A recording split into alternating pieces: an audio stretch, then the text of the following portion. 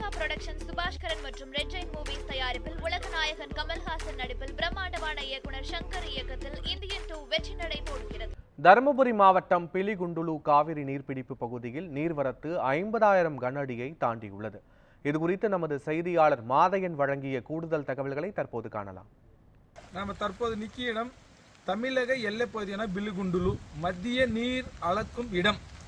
கேரளா வயநாடு பகுதியில் தொடர்ந்து கனமழை பெய்து வருவதால் 2500 கனஅடி தண்ணீரை திறந்துள்ளனர். மொத்தமாக தமிழக எல்லை பகுதி தமிழகத்துக்கு திறக்கப்பட தண்ணீரானது சுமார் 75,250 கனஅடி தண்ணீரை திறந்துள்ளனர். தற்போது தமிழக எல்லைப் பகுதியான பிலிகுண்டுலுக்கு நீர்வரத்து படிப்படியாக அதிகரித்துள்ளது.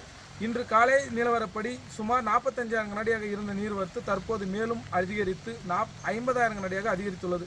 கடந்த 3 தினங்களாகவே தண்ணீர் இல்லாத இருந்த நிலையில் தற்போது மேலும் அதிகரித்து வருகிறது.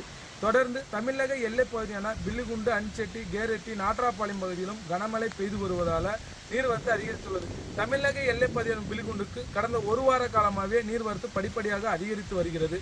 தொடர்ந்து இதனால் தற்போது ஒகேனக்கல் பகுதியில் வெள்ளப்பெருக்கு ஏற்பட்டுள்ளது. ஒகேனக்கல் பகுதியில் ஐவர்பாணி, சினி ஃபால்ஸ், மெயின் அருவி பகுதியிலும் தொடர்ந்து வெள்ளப்பெருக்கு ஏற்பட்டுள்ளது. இதனால் மாவட்ட ஆட்சியர் ஸ்கி சாந்தி அவர்கள் பரிசல் இயக்கிறதுக்கும் குளிக்கிறதுக்கும் 4வது நாளாக தடை விதித்துள்ளனர்.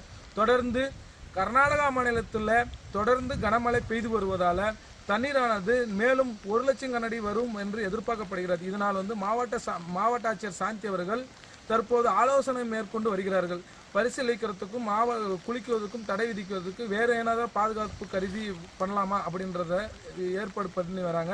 தொடர்ந்து நம்ம அன்செட்டி பகுதியிலும், அன்செட்டி, நாட்ராபாளையம், கேரெட்டி பகுதியிலும் தொடர்ந்து கனமழை பெய்து வருவதால் நீர்வரத்து அதிகரிக்கும் என்று எதிர்பார்க்கப்படுகிறது.